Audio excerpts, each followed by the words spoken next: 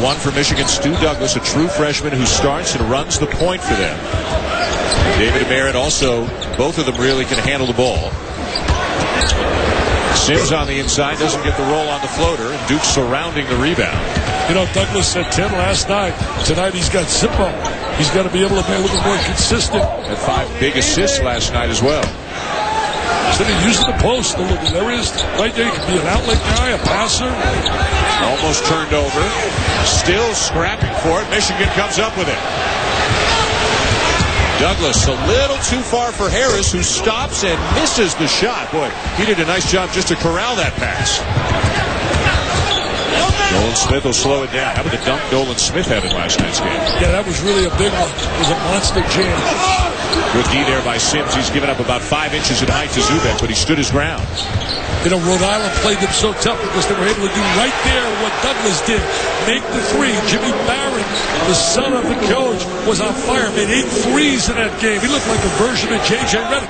I can't believe J.J. Redick can't get quality minutes and score in the NBA. Your guy, Howard Garfinkel, told me a couple of nights ago the shooting performance by Barron against Duke was one of the great performances he has ever seen. Who, Garf said that? Super Garf. Yeah. He's in the house tonight. 5-star fame, Howard Garfinkel. 7-point deficit for Michigan as they walk it up the floor. 5.5 to go in the first half. Duke with that traditional pressure on the ball. An aisle on the wings. With a palm right there. Anthony Wright turns it over. Right, a wing player.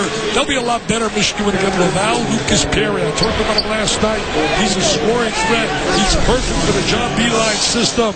He's got a winner's mentality. He's a 3-point shooter right now. Duke now very effective from the perimeter. Lucas Perry, by the way, a transfer from Arizona, who's going to be eligible second semester. Henderson, the miss, now 2 of 11 is the team from 3-point range, but Nolan Smith in the right place at the right time. You know, Michigan only had 10 turnovers last night against the UCLA defense. They played a great game against UCLA. They really did. Never lost their poise. Yeah. I thought there were times they would be rattled when they were down 10, 29-19. Everybody expected Duke and UCLA in the final, but Michigan had other ideas. Well, you expected it, I expected it, ESPN expected it, our producer expected it, all the notes I had expected it, but it went out the window with Upset City. Manny Harris, stutter step, and he draws the foul. Tomorrow afternoon on ABC, number 8, Penn State can secure a Big Ten championship with a win. Enter Joe Paterno, a probable return to the Rose Bowl when they host number 15, Michigan State. College football presented by Best Buy as part of Rivalry Week, presented by Samsung Mobile on ABC tomorrow at 3:30 Eastern. And don't forget tomorrow night on ABC. Texas Tech and Oklahoma. Yeah, Texas Tech can throw the ball. I'll tell you one thing, Oklahoma not very strong against the pass. I think they're around 91 or 91st, I read. And I'll tell you this, though, when it's all said and done, the Sooners will find a way to prevail.